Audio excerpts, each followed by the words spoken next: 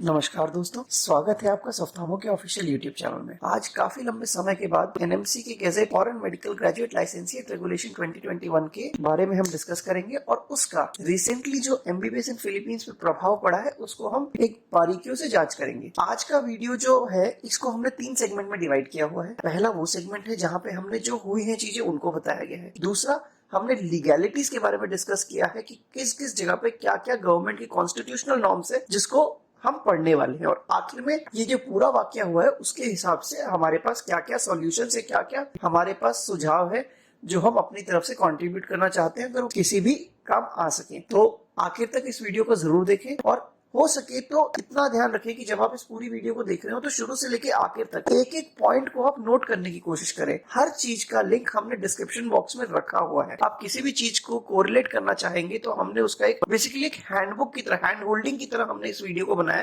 ताकि आप हर एक पॉइंट को डिस्कस कर सके, एक एक पॉइंट को समझ सके टेक्निकल तौर पे भी। शायद किस किस पॉइंट पे हमें समझाने में थोड़ी बहुत गलती हो सकती है तो उसके लिए हम माफी चाहेंगे, बट अपनी नॉलेज के हिसाब से जितना हम बेहतर बता सकते हैं उतना हम बताने की कोशिश करेंगे। इस वीडियो के माध्यम से हम किसी भी ऑर्गेनाइजेशन को या किसी भी बॉडी को या किसी भी कॉलेज को टारगेट नहीं कर रहे हैं, किसी भी एजुकेशन सिस्टम की तरफ हम टारगेट नहीं कर रहे हैं। हम एक जनरल प्रोवाइडेड इंफॉर्मेशन के बिहाफ पे हम इंफॉर्मेशन प्रोवाइड करने की कोशिश कर रहे हैं। तो उम्मीद है आप सभी को ये सारे पॉइंट समझ में आएंगे। तो आइए शुरू करते हैं आज का हमारा ये वीडियो। आप सभी जानते हैं कि एनएमसी ने अपना एक नया गैजेट निकाला था जिसका नाम था foreign medical graduate licentiate regulation 2021। ये पब्लिश हुआ था 18 नवंबर 2021 को और एनएमसी की वेबसाइट पे नोटिफिकेशन के जरिए आप देख सकते हैं 23 नवंबर 2021 को ये आपको मिल जाएगा। इस संदर्भ में हम आपसे ये बात बताना चाहेंगे कि यहाँ पे आज की डेट में एमबीबीएस इन फिलीपींस मॉडल का इस गैजेट के आने से क्या इम्पैक्ट हुआ। 23 नवंबर को गैजेट आया। गैजेट के आने के बाद जैसे एक फंडामेंटल लॉजिक है, ठीक है, जो एनएमसी ने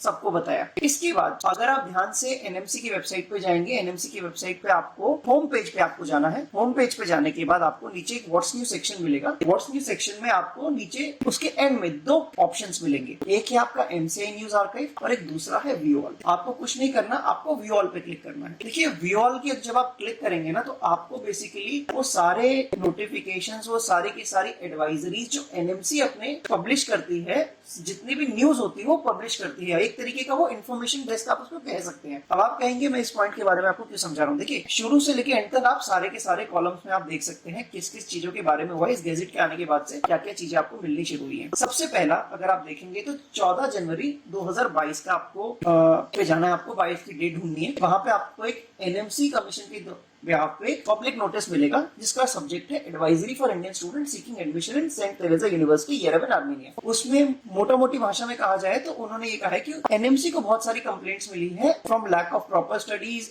infrastructure, qualified faculties etcetera to allegation of corruption and all those things. NMC ये कह रही है कि जो बच्चे वहां एडमिशन लेना चाहते हैं ना वो अपना ड्यू डिलीजेंस कर ले पहले ही before taking admission in this university. ये आपको ऑफिशियल पब्लिक नोटिस में मिल रहा है। उसके बाद आप थोड़ा आगे बढ़ेंगे तो आपको 8 फरवरी 2022 में एनएमसी के द्वारा एडमिनिस्ट्रेशन सेक्शन से एक और एडवाइजरी मिलेगी जिसका सब्जेक्ट है university admission in China regarding. अगर आप फाइल नंबर देखेंगे तो एनएमसी यूएस एनएमसी मिसलेनियस 2022-96 ये उसका नंबर है ताकि आप बाद में भी इसको ट्रैक कर सके, ट्रेस कर सके। इसमें एनएमसी का सिंपल सा कहना है कि देखिए भाई अभी के डेट में उनको ये इन्फॉर्मेशन मिली है कि ministry of external affairs government of India ने कोई पता चला universities in public people's public of republic of China ने एडमिशन नोटिस देना स्टार्ट कर दिया है एमबीबीएस प्रोग्राम के लिए for the current and upcoming academic year. इस दौरान में आप ये बात जान लीजिए चाइना में 2020 की नवंबर से कोविड-19 के रेस्ट्रिक्शन लगे हुए थे। उस ग्राउंड पे काफी सारे बच्चे चाइना जा नहीं पाए और अब एनएमसी एक बात बहुत क्लियर कह रही है कि जितने भी कोर्सेज ऑनलाइन मोड पे चल रहे हैं एमबीबीएस के वो कोर्सेज अब अप्रूव नहीं करेंगे वो। तो इसका मतलब कि अगर आप चाइना जाने का सोच रहे हैं और चाइना भी खुला नहीं है तो एक तरीके से आपके लिए बहुत रिस्की अफेयर हो जाता है। तो all students are advised to take this under consideration.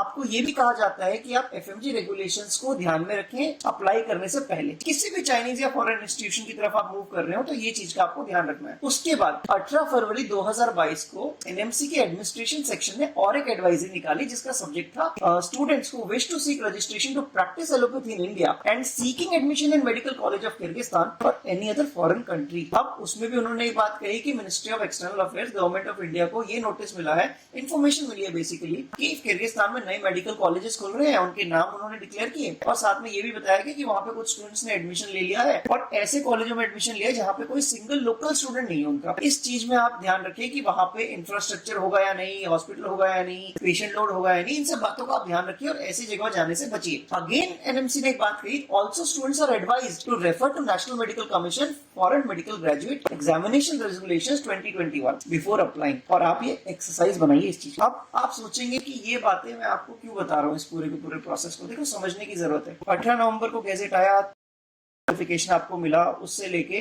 18 फरवरी तक आपको 3 कंट्रीज की इंफॉर्मेशन मिली, आर्मेनिया, चाइना एंड किर्गिस्तान। इस कॉन्टेक्स्ट में फिलीपींस का कोई भी नोटिफिकेशन आपको एनएमसी की तरफ से नहीं आया ऑफिशियल पब्लिक नोटिस के फॉर्मेट में। देखिए हर चीज समझना बहुत जरूरी होता है, कभी भी किसी चीज की शुरुआत करेंगे तो शुरू से शुरू करना चाहिए ताकि आपको एक एक पॉइंट समझ में आए। जब फिलीपींस की बात आती है तो देखिए हर किसी के मन में डाउट था कि भाई ये गैजेट के आने से फिलीपीन के ऊपर क्या इम्पैक्ट पड़ेगा, बिकॉज फिलीपींस जो है वहां पे पहले प्री मेडिसिन होता है जिसको हम बीएस कहते हैं, which is followed by medicine, doctor of medicine, which is short form में अगर कहा जाए तो उसको एमडी कहते हैं, और प्राइमरी मेडिकल क्वालिफिकेशन भी उसको कहते हैं। तो ये चीजें बहुत जरूरी हैं आपको जानने के लिए। अब जब गैजेट की बात आप करेंगे तो उसका इम्पैक्ट फिलीपींस पे क्या पड़ेगा, क्योंकि बहुत सारे बच्चे थे जिन्होंने बीएस में एडमिशन लिया था। हालांकि गैजेट के बेसिक पॉइंट्स हम ऑलरेडी अपनी पुरानी वीडियो में कवर कर चुके हैं, बस लोगों को कंफ्यूजन ये था कि भाई फॉरेन मेडिकल डिग्री जो पहला पॉइंट है उसका 4A गैजेट का नोटिफिकेशन का जो 4A पॉइंट है, फॉरेन मेडिकल डिग्री जो है वो आपकी 54 मंथ्स की होनी चाहिए। ये आप इस बात का उन्होंने ऑप्शन दिया था, foreign medical degree should be 54 months. Philippines के अंदर बीएस प्लस एमडी है, बीएस जो है वो 1.5 से 2 साल का है, एमडी जो है वो 4 साल का है। अब काफी बच्चे पैनिक थे कि ये गैजेट उन पे इम्प्लीमेंट होता है या नहीं। अब इस चीज के लिए उन्होंने एम्बेसी को कॉन्टेक्ट करना शुरू कर दिया कि सर आप हमें गाइड करिए। तो एम्बेसी ने भी पिछले 3 महीने में इस चीज के लिए भी बराबर अपने आप को एक्टिव रखा,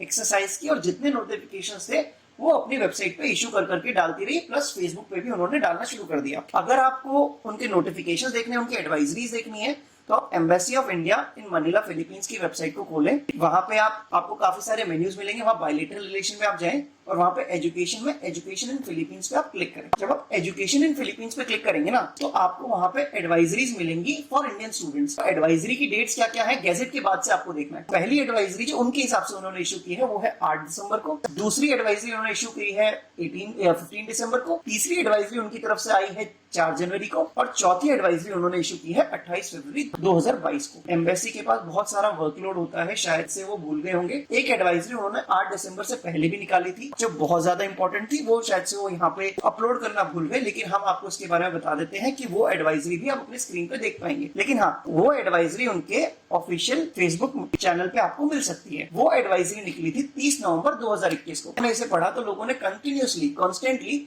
एम्बेसी को कांटेक्ट करना स्टार्ट किया कि सर आप हमें बताइए कि हमने जो एडमिशन लिया है 18 नवंबर से पहले बीएस में, उसकी एप्लीकेबिलिटी क्या है इस गैजेट की, उस हमारे एजुकेशन पे, इस मॉडल पे क्या एप्लीकेबिलिटी है, ये आप बताइए। एम्बेसी ने भी उसी चीज के बारे में कहा कि देखिए आप एडवाइजरी की जब आप बात करेंगे ना तो आप किसी भी कंसल्टेंट या किसी भी कॉलेज पे, मतलब आप कोई भी कंसल्टेंट या एजेंट पे आप भरोसा ना करें, आप सीधा कॉलेज से बात करें। सेकेंडली, आप foreign medical graduate licentiate regulation को ढंग से पढ़ें, उसका नोट लें, क्योंकि वो इशू किया है एनएमसी ने। ये एनएमसी की ऑफिशियल वेबसाइट पे भी है। अगर आप पे एप्लीकेबल हो रहा है ना ये, या हो नहीं रहा, या क्या गाइडलाइन आपके ऊपर एप्लीकेबल होती है नहीं, ये आप डायरेक्टली सीधा एनएमसी से जाकर बात करें। अब जैसा एम्बेसी ने इंस्ट्रक्ट किया, बहुत सारे पेरेंट्स ने, बहुत सारे स्टूडेंट्स ने एनएमसी को कॉन्टेक्ट किया, रेगुलर कॉन्टेक्ट किया।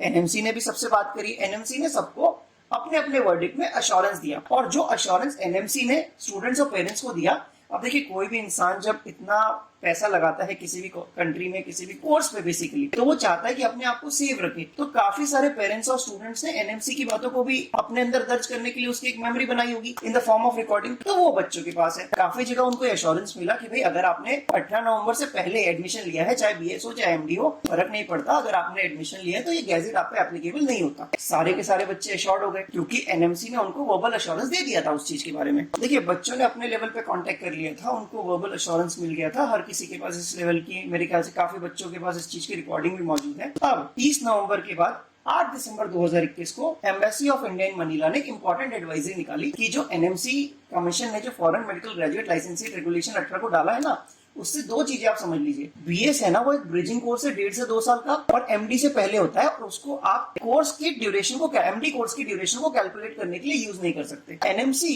Has further stated that the new regulations are applicable to all students who seek or take admission in foreign medical institute from date of publication of these regulations. ये point उन्होंने बोला। अब जो नए बच्चे admission लेंगे वो इस रेगुलेशन को संभाल के चले और इसको संभल के चले। यहां तक आपको समझ में आ गया होगा। अब इसमें पॉइंट क्या है, देखिए एनएमसी एक तरीके से हर किसी को वर्बल एश्योरेंस के फॉर्मेट में ये कह रही है कि आप इस गैजेट में सेफ है, आपने 18 नवंबर से पहले एडमिशन लिया है, आपने बीएस में लिया है, आपने एमडी में लिया है, इट डजंट मैटर। इस चीज की बच्चों के पास 100 ही कॉपी क्यों ना होंगी, तो ये चीज आपके पास एक प्रूफ था। और 8 दिसंबर को आपके सामने एक नया इश्यू आ गया। उसके बाद 15 दिसंबर को और एक फंडामेंटल आया, क्योंकि लोगों ने अब दोनों तरफ कांटेक्ट करना शुरू कर दिया, एम्बेसी को भी टच किया, एनएमसी को भी टच किया, इस मैटर को थोड़ा लेके जाना शुरू किया। अब उसके बाद एम्बेसी ने ये बात कही एडवाइजरी के फॉर्मेट में 15 दिसंबर को कि एम्बेसी को बहुत सारी क्वेरीज मिली है बच्चों के लिए कि भाई ऑलरेडी वो बच्चे बीएस में पढ़ रहे थे, क्या ये गैजेट उन पे एप्लीकेबल होगा।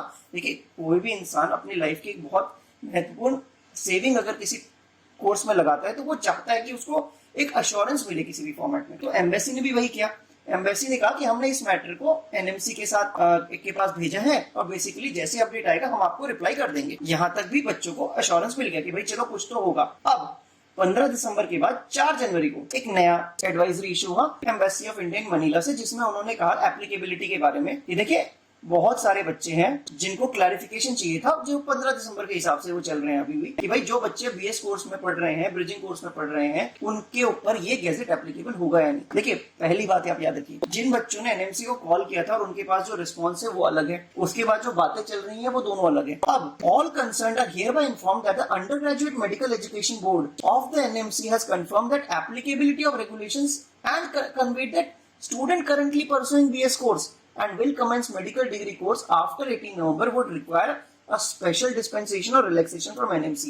मतलब एम्बेसी बच्चों को ये कह रही है कि हमें under graduate medical education board NMC का ये कंफर्म कर रहा है कि जो बच्चे हैं उनको एक स्पेशल डिस्पेंशन या फिर रिलैक्सेशन की जरूरत पड़ने वाली है। और एम्बेसी ने भी सिंपैथेटिक कंसिडरेशन रेकमेंड किया है। मतलब बच्चों को एक तरीके का पार्शियल अश्योरेंस दिया गया एम्बेसी के द्वारा और थोड़ा बहुत ये चीज बताई गई एनएमसी के द्वारा भी। अब यहाँ पे एम्बेसी एक और बात बोलते हैं कि आगे से जो भी एडमिशन होंगे ना वो उस गाइडलाइन को पकड़ के चले ताकि आपको कहीं पे भी फंसने जैसा फील ना हो। इसके बाद 28 फरवरी को एक सबसे बड़ा एडवाइजरी आया। अब ये एडवाइजरी किस दिन था उसका इंपॉर्टेंस हम थोड़ा लेट में समझेंगे, लेकिन इसमें क्या कहा गया ये समझिए। इस एडवाइजरी में इतना कहा गया कि भाई देखो जो बच्चे एमडी में एडमिशन ले चुके थे 18 नवंबर से पहले उनके ऊपर ये गैजेट इम्पैक्ट नहीं डालेगा, उनको registration to practice medicine in India मिल जाएगा। अब एनएमसी ने दोबारा कंफर्म किया कि BS and MD are 2 separate courses और उसको हम एमबीबीएस कोर्स का दर्जा नहीं दे सकते। फिर उन्होंने ये बात भी कही कि भाई देखिए आप समझ के चलिए जो बीएस एमडी है वो एक दूसरे के साथ इंक्लूड नहीं हो सकता।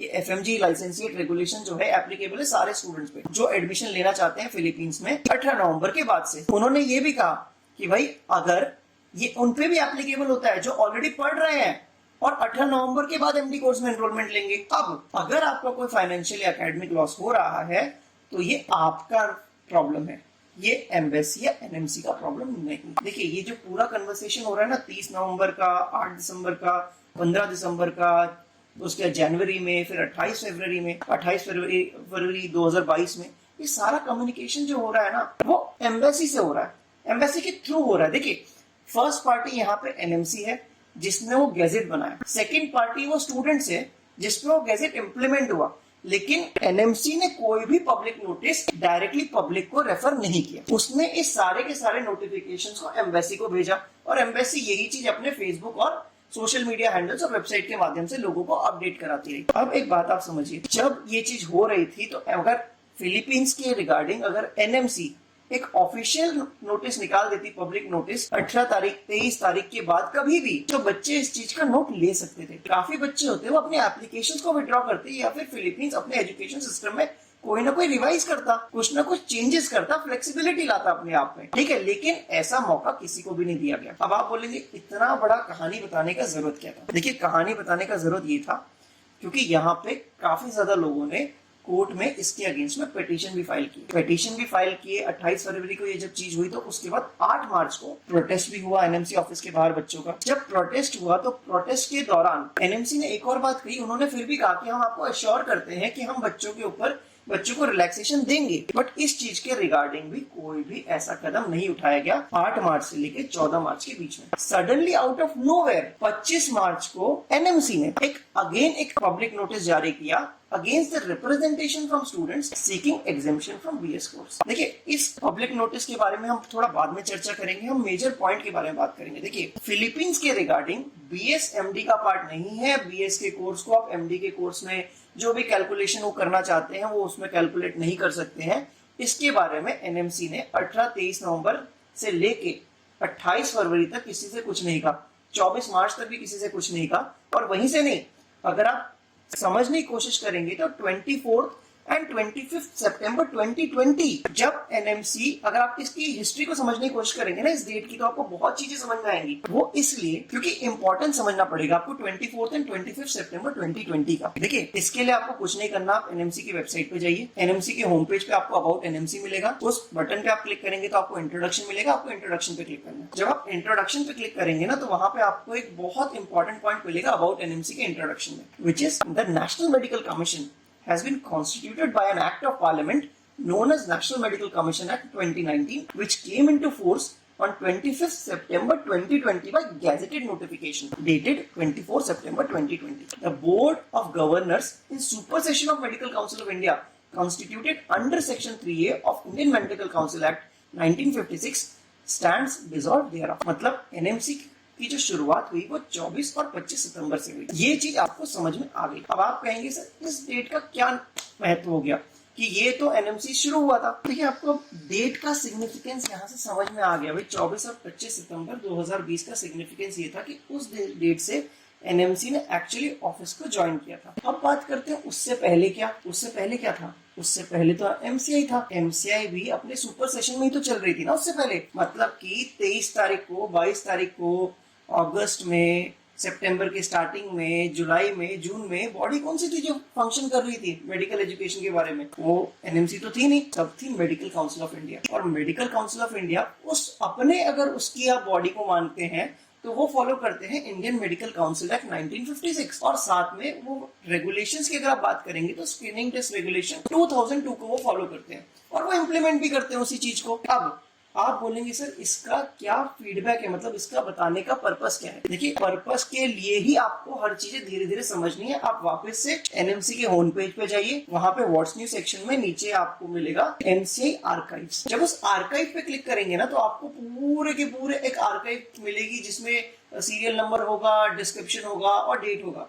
सबसे पहले आपको जाना है 5th of April 2019 पे। 5th of April का भी बहुत ज्यादा इंपॉर्टेंस है। देखिए, उस दिन क्या हुआ था, एमसीआई ने अपने सुपर सेशन में पब्लिक नोटिस को डिक्लेयर किया था। अगर आप उसको खोलेंगे तो देखिए, मैं इंपॉर्टेंट पॉइंट के बारे में बात करूंगा। अगर इंपॉर्टेंट पॉइंट की अगर आप बात कर रहे हैं तो आप सीधा 3rd पैराग्राफ को पढ़िए। In reference to the notification dated 1 March 2018 and public notice issued by medical council of India, from time to time, representation from various sources were received seeking clarification regarding qualifying NEET at the time of admission in Doctor of Medicine course at Philippines। मतलब ये जो public notice निकाला गया ये Philippines के संदर्भ में निकाला गया कि भाई जो बच्चे एमडी कोर्स में जा रहे हैं फिलीपींस में, क्या उनको नीट क्वालिफाई करके जाना पड़ेगा या फिर वो बिना उसके जाए।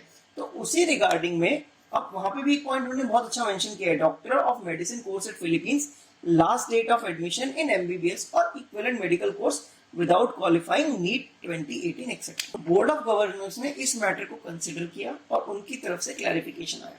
देखिए, क्लैरिफिकेशन के पहले 2 पॉइंट बहुत महत्वपूर्ण है, आपको समझना पड़ेगा क्योंकि इसकी रिस्पॉन्सिबिलिटी खुद मेडिकल काउंसिल ऑफ इंडिया के सुपर सेशन में उनके बोर्ड ऑफ गवर्नर्स ले रहे हैं। वो क्या पॉइंट्स है ये समझिए। The candidate who have qualified NEET 2019 onwards and leave the country for pursuing pre-medical or language course will not be required to qualify NEET again at the time of their actual admission in MBBS और equivalent medical course, equivalent medical course यहाँ पे MD हो गया, उससे पहले आपका BS जो था वो आपका प्री मेडिकल हो गया in subsequent year after completion of pre medical or language course. ये चीज बोर्ड ऑफ गवर्नर्स कहते हैं। देखिए बोर्ड ऑफ गवर्नर्स थे वो Indian Medical Council Act 1956 follow करते थे और स्क्रीनिंग टेस्ट रेगुलेशन 2002। उस टाइम पे एमडी 4 इयर्स का एक्सेप्टेबल था, ये सबको पता है, ठीक है, इसमें कोई दौराहे नहीं है। और वो खुद परमिट कर रहे हैं कि आप अगर नीट क्वालिफाइड हैं तो आप वहां जाइए। अब सेकंड पॉइंट को आप पढ़िए, candidates who qualified NEET once his or her NEET score shall be valid for a period of 3 years from the date of declaration of result. ये पॉइंट आपको एनएमसी की वेबसाइट पे भी मिल जाएगा अगर आप इन्फॉर्मेशन टू स्टडी अब्रॉड पे क्लिक करेंगे, ठीक है। थोड़ा सा आप ढूंढेंगे एनएमसी में, एक्सरसाइज करेंगे वेबसाइट पे, तो वहां पे आपको इन्फॉर्मेशन डेस्क मिलेगा जहां पे for students to study abroad को आप खोलेंगे, वहां पे आपको थर्ड पॉइंट मेजॉरिटी में उसी सेक्शन में आपको इस चीज को डिस्कस करते हुए मिल जाएगा। तो ये इस पॉइंट का मतलब भी क्या है, such candidates shall be entitled to pursue MBBS or equivalent medical course including pre medical or language course. मतलब क्या है, या तो एमबीबीएस होगा या फिर इक्विवेलेंट मेडिकल कोर्स होगा इंक्लूडिंग प्री मेडिकल, क्योंकि गवर्नमेंट ऑफ इंडिया की एमसीआई की बॉडी भी ये जानती है कि भाई प्री मेडिकल जो है कोर्स वो एक प्री कंडीशन है, वो एक प्री रिक्वायरमेंट है इक्विवेलेंट मेडिकल कोर्स में जाने के लिए कुछ स्पेसिफिक कंट्रीज में, चाहे वो कंट्रीज आपकी फिलीपींस हो, चाहे वो कंट्री आपकी यूएस हो, चाहे वो कंट्री आपकी कनाडा हो, यूके हो, ऑस्ट्रेलिया हो, कोई भी कंट्री हो, चाहे वो कैरिबियन क्यों ना हो, आपको प्री मेडिकल के दौर से गुजरना ही पड़ेगा। तो इस चीज को आप नोट करेंगे। देखिए इस पॉइंट को आपको समझना है, ठीक। जब एमसीआई ये चीज कर रही थी वो इंडियन मेडिकल काउंसिल एक्ट 1956 कर रही थी और वो इंडियन मेडिकल काउंसिल एक्ट जो है वो इस 4 साल के एमडी को रिकॉग्नाइज करता था। ये भी आपको समझ में आ गई बात, ये बहुत क्रिस्टल क्लियर है, इसके लिए कोई रॉकेट साइंस की जरूरत नहीं है आपको, ये चीज आपको समझ में आ गया। ऐसा अगर एमसीआई को इतना प्रॉब्लम होता वो सीधा लिख के देती कि 4 इयर्स एमडी की जगह 4.5 इयर्स एमडी लिख के देती उस पॉइंट पे, ऐसा कभी नहीं हुआ। उन्होंने सीधा कहा इक्विवेलेंट मेडिकल कोर्स, मतलब वो भी जानते थे कि जो क्वालिफिकेशन रिकॉग्नाइज्ड है आप उस पर नहीं बात करेंगे, उनका कंसिडरेशन जो था उन्होंने एड्रेस कर दिया। देखिए इस पब्लिक नोटिस को बताने का हमारा सिर्फ इतना सेंस था कि इसमें कुछ चीजें बताई गई हैं, जैसे कि ये public notice medical council of India ने रिलीज किया। मेडिकल काउंसिल वो था जो इंडियन मेडिकल काउंसिल एक्ट 1956 को फॉलो करता था, साथ के साथ स्क्रीनिंग टेस्ट रेगुलेशन 2002 को फॉलो करता था। उसी के संदर्भ में इन्होंने एक बात कही कि भाई 2019 में बेसिकली कि जिस बच्चे ने नीट क्वालिफाई कर लिया है वो प्री मेडिसिन के लिए जा सकता है, और ये पब्लिक नोटिस स्पेशली निकाला गया था फिलीपींस के रेफरेंस में। मतलब फिलीपींस के रेफरेंस में एमसीआई को ये पता था कि पहले वहां पे प्री मेडिसिन है which will be followed by medicine, और उसको वो लोग डॉक्टर ऑफ मेडिसिन लिखते हैं। अब फिलीपींस में जो डॉक्टर ऑफ मेडिसिन की डिग्री है वो 4 साल की है। अब आप कहेंगे सर ये 4 साल की डिग्री रिकॉग्नाइज है या नहीं, ये कैसे पता चलेगा? तो देखिए ये चीज बताने वाला कौन है, ये बताने वाला उसका जो मेडिकल काउंसिल ऑफ इंडिया जिस एक्ट को फॉलो करती है वो है। अब मेडिकल काउंसिल ऑफ इंडिया किसको फॉलो करती है? Indian Medical Council Act 1956। अब आप कहेंगे सर ये क्या कहता है, तो आपको कुछ नहीं करना, एनएमसी की वेबसाइट पे जाइए, एनएमसी एक्ट पे क्लिक करेंगे, वहां पे आपको अर्स्टवाइल एमसीआई एक्शन अमेंडमेंट मिलेगी, वहां पे इंडियन मेडिकल काउंसिल एक्ट 1956 पे क्लिक करना है। जब आप इंडियन मेडिकल काउंसिल एक्ट 1956 पे क्लिक करेंगे तो वहां पे आपको एक इन्फॉर्मेशन मिलेगी कंप्लीट एक्ट। आप वहां देखेंगे इंडियन मेडिकल काउंसिल एक्ट 1956 है, वहां पे आप ये 30 दिसंबर 1956 को पब्लिश किया गया था। आप इस पे क्लिक कीजिए इसको रीड करने के लिए। ज्यादा डिटेल में रीड करने की जरूरत नहीं है, आप सीधा जाके पॉइंट नंबर 12 को आप पढ़ने बैठ जाइए, ठीक है। पॉइंट नंबर 12 को अगर आप पढ़ेंगे, recognition of medical qualification granted by medical institution in countries with which there is a scheme of reciprocity. इसका मतलब ये है कि वो सारी मेडिकल क्वालिफिकेशन को हम रिकॉग्नाइज मानते हैं जो सेकंड शेड्यूल में है। अब आप कहेंगे सर ये सेकंड शेड्यूल अब कहां से ले आए, अब इसको कहां पकड़े? तो भाई जहां पे आपने इंडियन मेडिकल काउंसिल के एक्ट को देखा था उसी के नीचे आपको फर्स्ट शेड्यूल सेकंड शेड्यूल मिल जाएगा। जब आप सेकंड शेड्यूल पे क्लिक करेंगे ना तो आपको list of degrees and list of countries मिल जाएगी जो government of India basically Indian Medical Council Act 1956 जिसको रिकॉग्नाइज करता है। आप अगर उस लिस्ट को ध्यान से पढ़ेंगे ना तो वहां पे आपको कहीं पे भी फिलीपींस का नाम नहीं मिलेगा। ये बात आपने समझ ली। पॉइंट नंबर 13 को पढ़िए आप। अब यहाँ पे लिखा हुआ है recognition of medical qualification granted by certain medical institutions whose qualifications are not included in first of second schedule. इसका मतलब क्या है, जो फर्स्ट शेड्यूल में नहीं है और कहीं पे अगर उनको थर्ड शेड्यूल के पार्ट 1 में लिखा गया है तो वो भी रिकॉग्नाइज मानी जाएंगी। ये भी आपको समझ में आ गया। स्ट्रेट फॉरवर्ड बात करेंगे। अब इसमें क्या है, थर्ड शेड्यूल आप ढूंढेंगे। जब आप थर्ड शेड्यूल ढूंढने बैठेंगे ना, उसके फर्स्ट पार्ट में आप जाना है आपको। जब आप फर्स्ट पार्ट में जाएंगे तो वहां पे भी आपको कुछ ना कुछ इंस्टीट्यूशंस के नाम मिलेंगे। उसको भी अगर आप ध्यान से पढ़ेंगे तो वहां पे भी आपको फिलीपींस का नाम नहीं मिलेगा। ये उनकी रियलिटी है। इस चीज को देखिए, हर चीज को आप धीरे धीरे पढ़ेंगे ना। बेसिकली थर्ड शेड्यूल के पार्ट 1 में मैक्सिमम आपको इंडिया के ही मतलब कि गवर्नमेंट की बॉडीज मिलेंगी और बेसिकली वहां पे जो डिग्रीज के नाम चलते थे वो मिलेगा। अब आप वहां पे भी सोचेंगे, आपको कुछ नहीं करना है। जो 13 का पॉइंट है उसके थर्ड सब सेक्शन को पढ़ना है, इंपॉर्टेंट मान के। वो क्या कहता है, the medical qualifications granted by medical institution outside India before such date as central government may by notification in the official gazette specified which are included in the part 2 of the third schedule shall also be recognized medical qualification for the purpose of this act। समझ रहे हैं? यहां तक आप समझ लीजिए कि वो मेडिकल क्वालिफिकेशन जो इंडिया के बाहर के मेडिकल इंस्टीट्यूशंस दे रहे हैं वो भी रिकॉग्नाइज मानी जाएगी अगर वो थर्ड शेड्यूल के पार्ट 2 में है। अब आप उसी थर्ड शेड्यूल पे वापस जाइए, पार्ट 2 भी आपको मिलेगा। पार्ट 2 जब आप देखेंगे ना, वहां पे आपको पार्ट 2 में क्या मिल रहा है। ये वैसे तो बेसिकली ये थर्ड शेड्यूल है।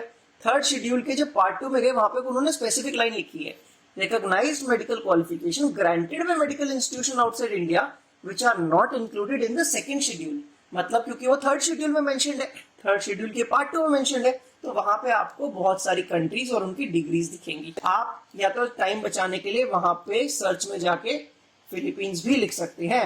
जब आप फिलीपीन लिखेंगे तो आपको वहां पे भी काफी ज्यादा इंस्टीट्यूशंस देखने को मिलेंगे। A total of 7 institutions you will easily find, like MD Manila आपको मिलेगा, MD university of east Philippines आपको मिलेगा, आपको यूनिवर्सिटी ऑफ फिलीपींस मिलेगा। ठीक है, तो ये सारी चीजें आपको मिलेंगी उधर। सो आपको डॉक्टरेट इन मेडिसिन एट चिरुगिया सेंट थॉमस यूनिवर्सिटी मिलेगा आपको। उसके बाद आपका MD Davao medical school foundation Davao city Philippines मिलेगा, जिसको एथेनियो दी दवाओ यूनिवर्सिटी दवाओ सिटी भी कहते हैं। तो ये आपको मिलेंगी जो कि रिकॉग्नाइज्ड है as per the part 2 of third schedule of IMC act 1956। But इसके साथ उन्होंने और एक स्पेसिफिक लाइन मेंशन की है, but no person processing any such qualification shall be entitled to enrollment on any state medical register।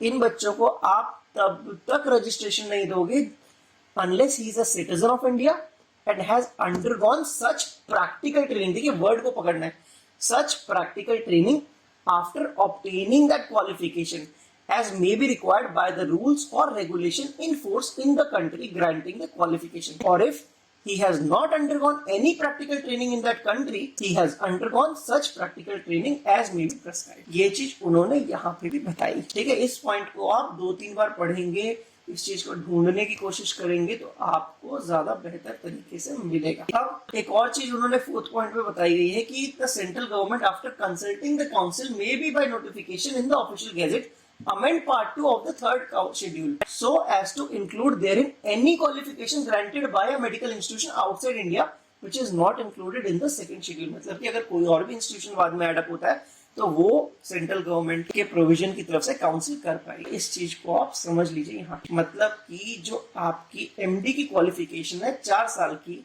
उसको recognition Indian Medical Council Act 1956 दे चुका था, और कौन से सेक्शन से दिया, कौन से पॉइंट से दिया, वो भी हमने आपको दिखा दिया। ठीक है, यहाँ तक आई होप सबके लिए हर चीज क्लियर होगी। देखिए इतना सब समझने के बाद 2019 का जो कैंडिडेट था उसने तो प्री मेडिसिन में एडमिशन ले लिया। अब आप धीरे धीरे 2020 की तरफ आइए। 2020 में उसी अगर आप पेज में देखेंगे तो आपको और एक बड़ी इंपॉर्टेंट डेट मिलेगी विच इज 30 जुलाई 2020। उस समय क्योंकि एमसीआई थी अपने वर्किंग में, तो वहां के बोर्ड ऑफ गवर्नर्स ने in supersession of Medical council of India हर स्टेट मेडिकल काउंसिल के प्रेसिडेंट और रजिस्ट्रार को इन्फॉर्मेशन भेजी थी, जिसका सब्जेक्ट था advisory regarding acceptance of internship of foreign medical graduates, जिसमें उन्होंने क्लियर कट इंस्ट्रक्शन दिए थे। पहला उन्होंने इंस्ट्रक्शन चाइना के लिए दिया था कि भाई जिन बच्चों ने ऑलरेडी इंटर्नशिप कर ली है आप उनके लिए दोबारा इंटर्नशिप का प्रोविजन ना लाएं और उनको आप रजिस्ट्रेशन दें, परमानेंट रजिस्ट्रेशन दे के उनको फ्री करें। उसी के रेफरेंस में उन्होंने बाद में उसी को एक्सटेंड किया और उन्होंने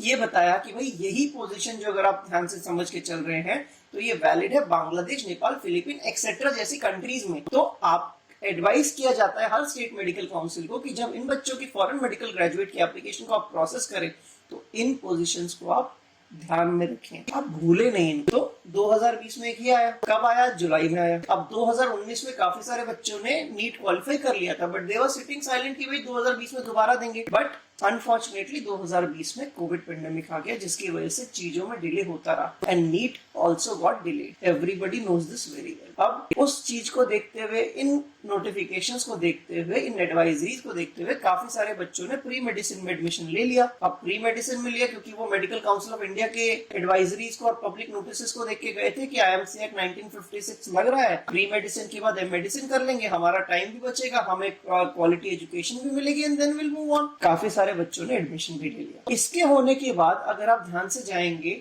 तो आपको एक और डेट है जो बहुत ज्यादा इसमें इंपॉर्टेंस रखती है। उस डेट को भी आपको पकड़ना बहुत जरूरी है। ये पहली बार 30 जुलाई को MCI ने इस चीज को बोला कि भाई आप ये जो कर रहे हैं, जो इंटर्नशिप है, आप इसको प्लीज रिकॉग्नाइज कीजिए। हर स्टेट मेडिकल काउंसिल के प्रेसिडेंट्स को और रजिस्ट्रार को इन्फॉर्म कर दिया। अब उसके बाद मेडिकल काउंसिल ऑफ इंडिया ने जो उनके board of governance and super session of Medical council of India 2 सितंबर 2020 को एक और एडवाइजरी निकाली regarding acceptance of internship of foreign medical graduates. इसमें ये भी डायरेक्ट की गई प्रेसिडेंट को, रजिस्ट्रार को, to all the state medical councils. वो भी आपको दिख रही है, आप पढ़ सकते हैं उसमें। इसमें भी सेम चीजों को रिपीट किया गया। तो ये भी चीज आप समझिए। अगर इसके आप सिंपल पॉइंट्स में जाएं तो आप लास्ट का पैराग्राफ पढ़िए। इंटर्नशिप ऑफ और clerkship completed by such persons should be taken into consideration while processing the application of foreign medical graduate for grant of registration. समझ रहे हैं आप? तो ये चीज को आप ध्यान में रखिए। अब इस डेट से भी क्या इंपॉर्टेंस हुआ, ये भी एक डेट आ गई। मतलब आपको डबल कंफर्मेशन मिलते जा रहे हैं मेडिकल काउंसिल ऑफ इंडिया की तरफ से 19 और 20 के सेशन में।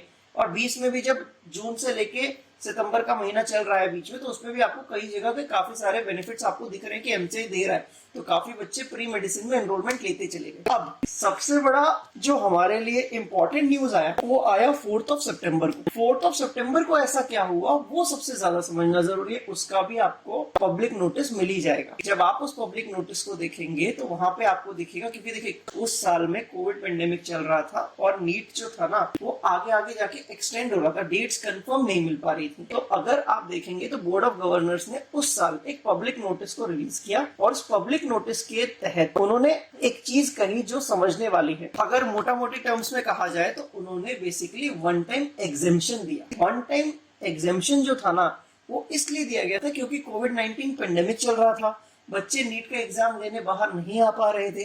तो इसलिए गवर्नमेंट ने कहा कि आप 2020 में अगर एडमिशन लेना चाहते हैं तो आप ले लीजिए, लेकिन 21 में आपको नीट का एग्जाम देना ही पड़ेगा। कुछ बच्चों ने एडमिशन लेके नीट का एग्जाम दिया है 2020 में, कुछ बच्चों ने 21 में भी दिया होगा। तो ये चीजें चलते चलते भी काफी सारे बच्चों ने प्री मेडिसिन में एडमिशन ले लिया। याद रखिए, अब प्री मेडिसिन में ये सारी गाइडलाइंस जो है ना, ये सारी की सारी guidelines Medical council of India दे रहा है, जो इंडियन मेडिकल काउंसिल एक्ट 1956 का फॉलो करता है, जो फिलीपींस के एजुकेशन को रिकॉग्नाइज मानते हैं। ये सिंपल फंडामेंटल है। आपको सारे प्रूफ लाइन टू लाइन दिखते चलेंगे। अब 24 और 25 सितंबर के टाइम पे एनएमसी का फॉर्मेशन हुआ, उसने ऑफिस को रिज्यूम किया। ठीक है, जिस दिन एनएमसी का ऑफिस रिज्यूम हुआ उस दिन से Indian Medical council of India जो है वो डिसॉल्व हो गई और उसके द्वारा दिए गए जो भी गेजेट से या जो भी बेसिकली हम कहेंगे इंडियन मेडिकल काउंसिल एक्ट वो पास्ड हो गया। जब एनएमसी आई तो उसकी तरफ से एनएमसी एक्ट 2019 आया। समझ रहे हैं आप? तो ये भी चीज आपको समझने की जरूरत है। अब आप कहेंगे एनएमसी एक्ट 2019, ये तो 2019 का है। देखिए वो बशर्ते 2019 का है, लेकिन जब आप एक्ट वाले कॉलम में जाएंगे एनएमसी एक्ट में और 2019 पे अगर आप क्लिक करेंगे ना तो वहां पे आपको एक बहुत ही इंपॉर्टेंट चीज देखने को मिलेगी। ठीक है, वो है उसकी डेट। अगर आप उसको खोलेंगे तो आपको उसकी डेट मिल जाएगी। ठीक है, जिसको आपको ध्यान से पढ़ना है। अगर उस डेट के हिसाब से आप चलेंगे तो वहां पे मेंशन किया गया है एनएमसी एक्ट 2019 की जो डेट थी वो थी 8 अगस्त 2019। ये चीज को आप समझ लीजिए, मतलब ये गैजेट उस दिन पे इम्प्लीमेंट हुआ। अब उसमें भी क्या इंपॉर्टेंट है ये आपको जानने की जरूरत है कि जो एमसीआई थी वो 1956 फॉलो करती थी। 2019 में हमारे पास एनएमसी एक्ट आ गया। आपको कुछ नहीं करना है, आपको बेसिकली 102nd पेज नंबर पे जाना है। बेसिकली जब आप 102nd पेज नंबर पे जाएंगे आपको उसी एनएमसी एक्ट 2019 के पेज नंबर 18 पे जाना है। बेसिकली आप 17 के लास्ट पैरा से स्टार्ट कर सकते हैं, जहां पे 36 का पॉइंट बेसिकली आउटसाइड मतलब recognition of medical qualification outside India के बारे में है। उसमें भी आपको 36 का 4th पॉइंट को ध्यान से पढ़ना है, जिसमें क्या मेंशन किया हुआ है, all medical qualifications which have been recognised before the date of commencement of this act and are included in the second schedule and part 2 of the third schedule. याद रखिए आईएमसी एक्ट 1956 में क्या mention था, Philippines कहां पे आता था, part 2 of the third schedule. यहां पे इन्होंने क्या बोला है, all medical qualifications which have been recognised before the date of commencement of this act and are included in the second schedule and part 2 of the third schedule of the Indian Medical Council Act 1956 shall also be recognized medical qualification for the purpose of this act and shall be listed and maintained by the commission in such manner as may be specified by the regulations। इस point को भी आपको समझने की जरूरत है, क्योंकि इस पॉइंट पे आईएमसी एक्ट 1956 और एनएमसी एक्ट 2019 एक दूसरे से कोरिलेट कर रहा है। तो अगर इस पॉइंट पे चलेंगे तो फिलीपींस वहां पे भी एलिजिबल हो जाता है, 4 इयर्स का एमडी जो हो इंडिया में रिकॉग्नाइज डिग्री बन जाती है, एनएमसी कहता है। ठीक है, अब ये कुछ ग्राउंड्स थे जिसकी वजह से बच्चों ने एडमिशन लिया। अब एनएमसी की बॉडी आ गई। देखिए एमसीआई के टाइम पे एक बहुत अच्छा सिचुएशन आपको देखने को मिलता था कि एमसीआई अपनी वेबसाइट पे ना रिकॉग्नाइज्ड एमसीआई रिकॉग्नाइज्ड कॉलेजेस की एक लिस्ट रखा करती थी। ठीक है, वो लिस्ट की आपके सामने एक पीडीएफ कॉपी भी दिख जाएगी, जिसमें US, Canada, UK, Australia, New Zealand, even Philippines के भी कुछ इंस्टीट्यूशंस आपको देखने को मिलेंगे जो रिकॉग्नाइज थे। अब इनका रिकॉग्नाइज का प्रोविजन होगा 1956 का आईएमसी एक्ट। ठीक है, अब एनएमसी एक्ट 2019 है और उसका 4th सेक्शन जो है वो भी बड़ा कोरिलेट कर रहा है जो हम पढ़ रहे हैं इसमें, कि भाई वो सिमिलर हो गया उस पॉइंट से। बेसिकली देखा जाए तो देखा जाए तो ये सारी क्वालिफिकेशंस भी रिकॉग्नाइज्ड हो गई हैं। इसके बाद क्या हुआ, तो जो बच्चों ने पहले एडमिशन ले लिया था उनके माइंड में भी यही चल रहा था। 2020 में भी बच्चों ने एडमिशन लिया है, 2021 में भी बच्चों ने एडमिशन लिया है। कंडीशन ये है कि 18 नवंबर को जब ये गैजेट आया फॉरेन मेडिकल ग्रेजुएट लाइसेंसिएट एग्जामिनेशन, इसने एक बहुत बड़ी बात कही कि यहाँ पे 54 मंथ्स का ड्यूरेशन होना चाहिए।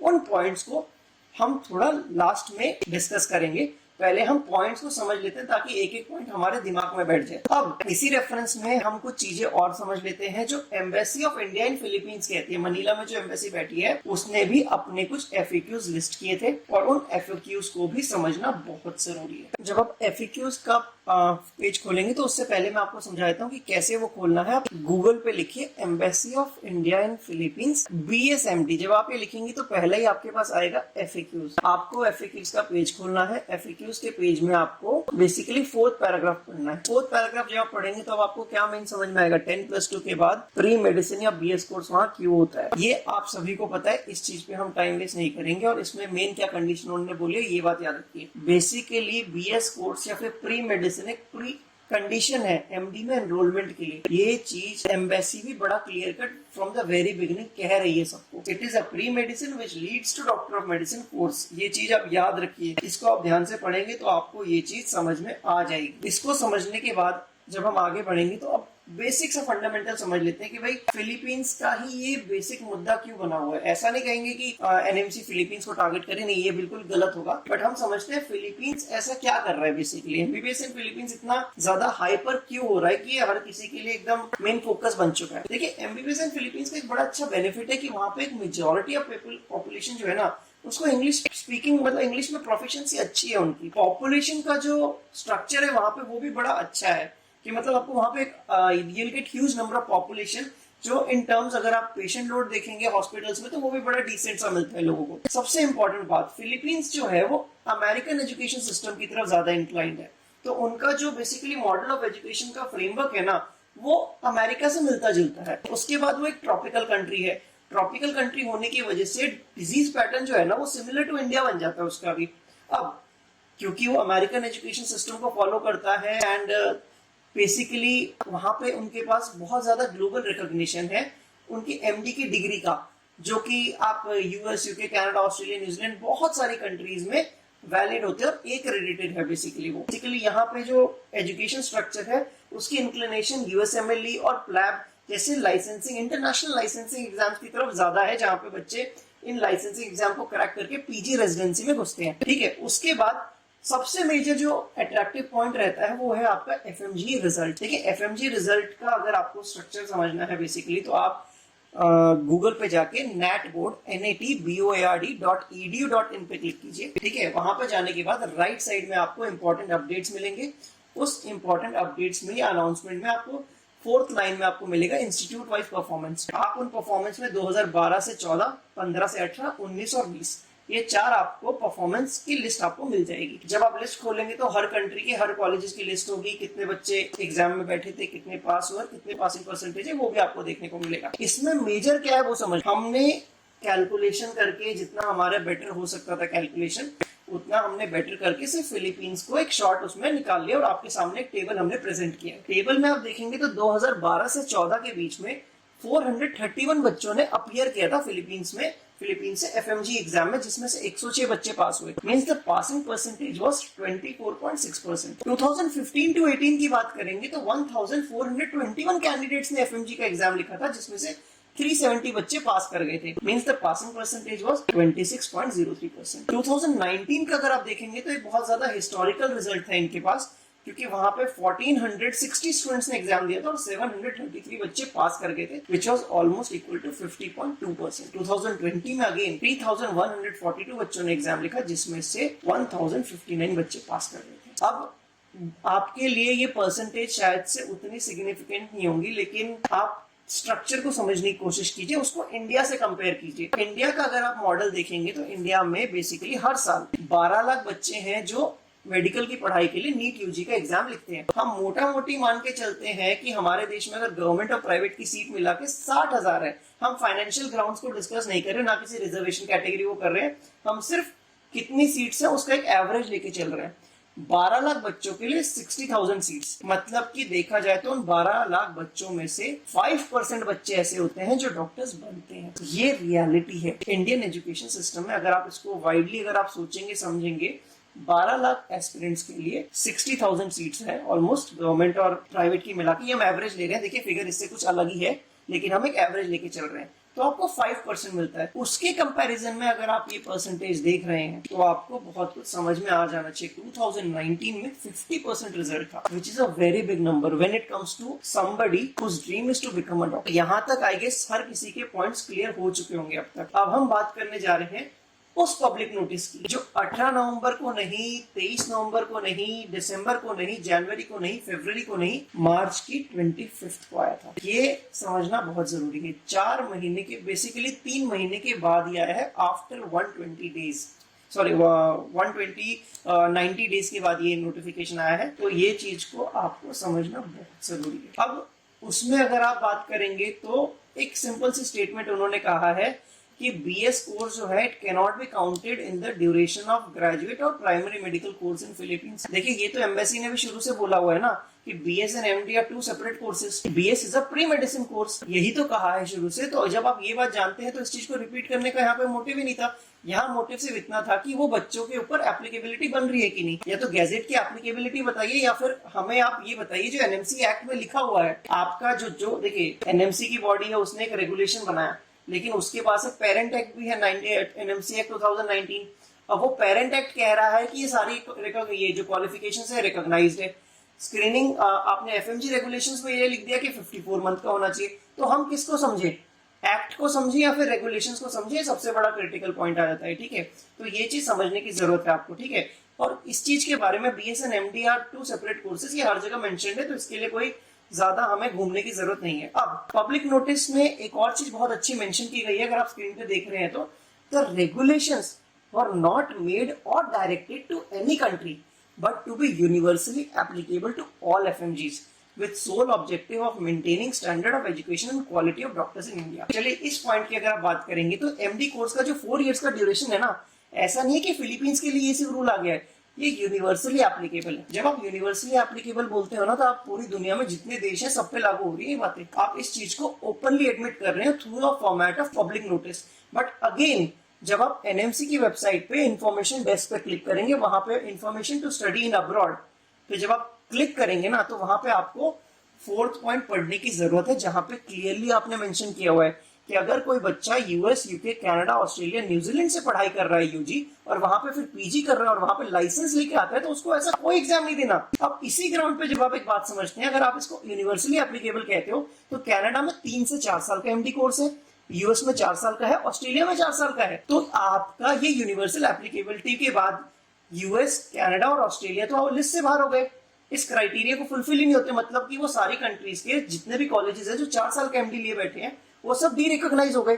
But no, in such a case आपने एग्जेम्पशन लिखा हुआ है उनके लिए एनएमसी की वेबसाइट पे। अगर एनएमसी की वेबसाइट पे एग्जेम्पशन है तो ये यूनिवर्सली एप्लीकेबल का मतलब क्या है? क्या इसके बीच में भी क्या है यूनिवर्सली एप्लीकेबल का भी क्लैरिफिकेशन आपको रखना पड़ेगा स्टूडेंट्स के सामने, ठीक है? तो ये चीज बहुत ज्यादा जरूरी है समझने के लिए, क्योंकि अगर हम यूनिवर्सली एप्लीकेबल की बात करें तो यूएस, यूके और US, Canada and Australia, these countries will be listed out. तो हम फिर किस ग्राउंड पे बात करेंगे? और इसके लिए आपने फिर एग्जेम्पशन दे दिया अलग से।